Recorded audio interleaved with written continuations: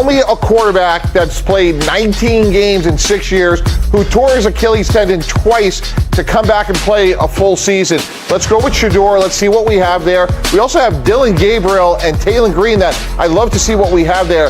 By the way, Deshaun Watson is also a free agent at the end of the year. Move on, cut your losses. Yeah, take Shedeur, give Shedeur the chance. Wherever he's watching from right now, Mel Kiper is applauding. And nobody saw this coming. Not the Cleveland media, not the fans who've spent 2 years defending Deshaun Watson, and definitely not the people who wrote off Shedeur Sanders before he ever took a real NFL snap. Because live on the air, ESPN insider Louis Riddick just said the quiet part out loud. He didn't hedge, he didn't dance around it. He said, cut Watson, loose, and hand this Cleveland offense to Shedeur Sanders. But what happened right after he said it exposed a double standard so glaring even his own co-hosts couldn't argue with him. Stick with me, because by the end of this video, you're going to understand exactly why this take is tearing through the football world right now. Let's start with the moment that lit the fuse.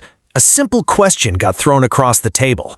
Fill in the blank. The Browns should start who at quarterback? And Riddick didn't blink. The answer came back immediate. Shedeur Sanders. No hesitation, no qualifiers, just a name dropped like a challenge to the entire Cleveland front office. Here's where it gets brutal. Riddick didn't just pick Sanders, he went straight at Watson's entire body of work in Cleveland. He pointed out that Watson has played less than 20 games across multiple seasons with the Browns.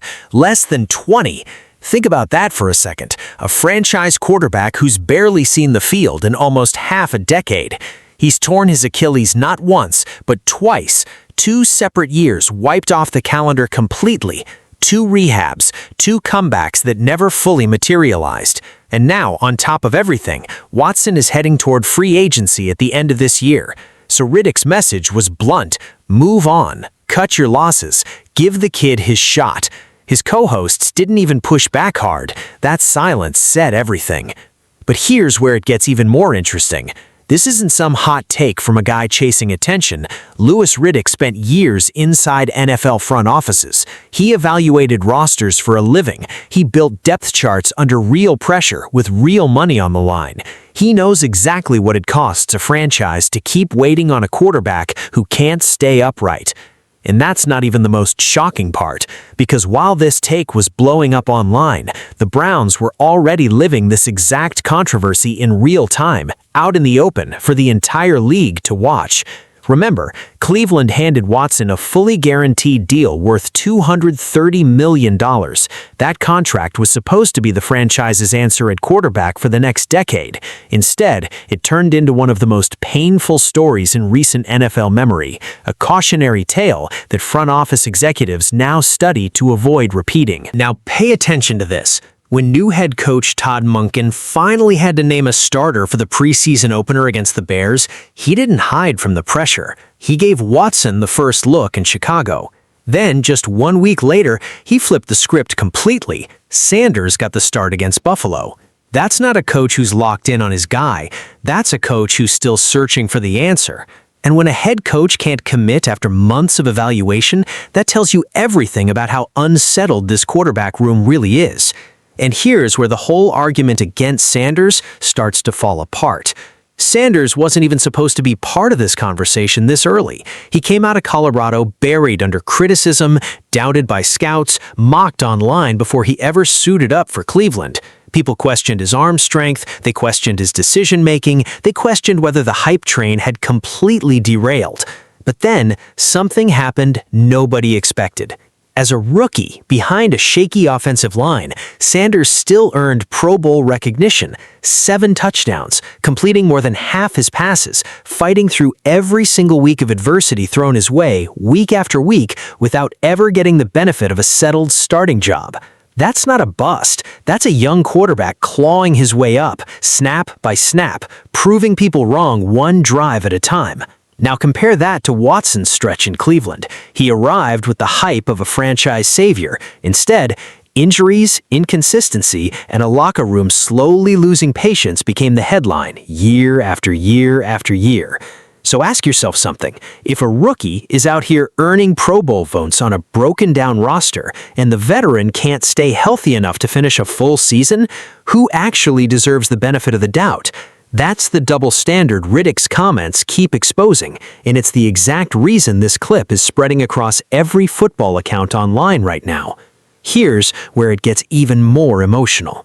When Sanders made his first career NFL start, guess who showed up on the sideline to help him? Deshaun Watson.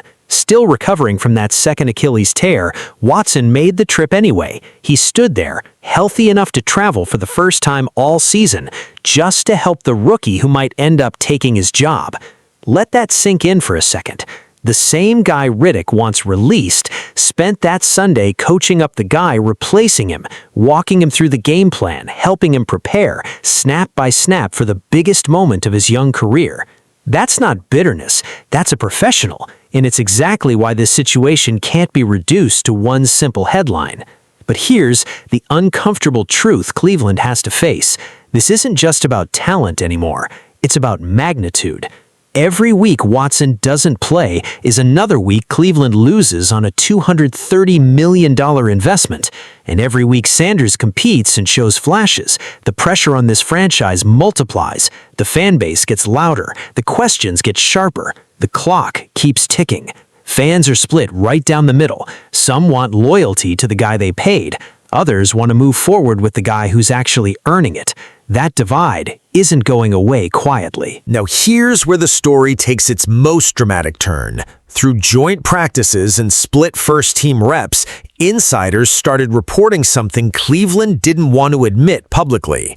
Watson may have already unofficially claimed the starting job, even as Sanders kept building his own case behind the scenes.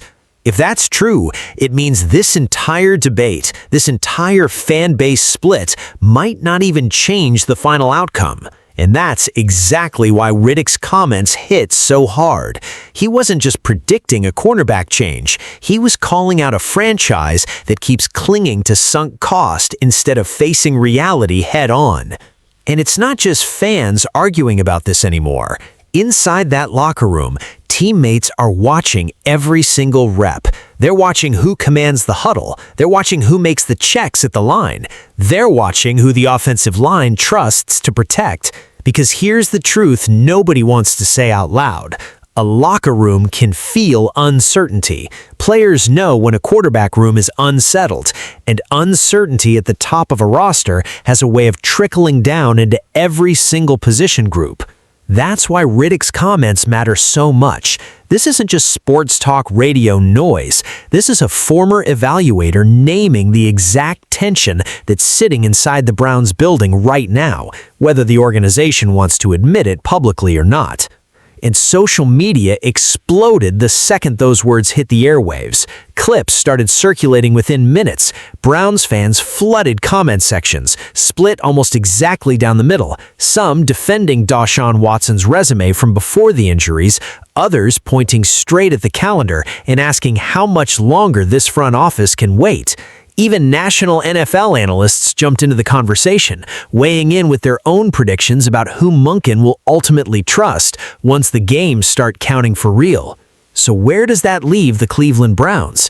A quarterback surviving 2 Achilles tears, trying to prove he's still the guy. A rookie sensation trying to prove doubters wrong for the second year in a row, and a coaching staff caught in the middle, knowing this decision will define the entire season and maybe the future of the franchise itself.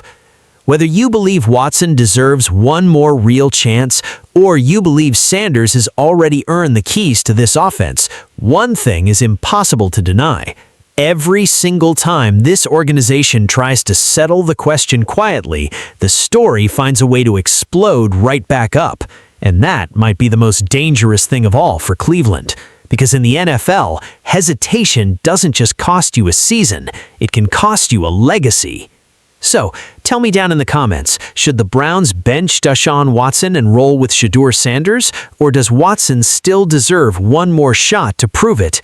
If this breakdown hit different, smash that like button, drop your take in the comments, and hit subscribe so you never miss the next big story out of Cleveland.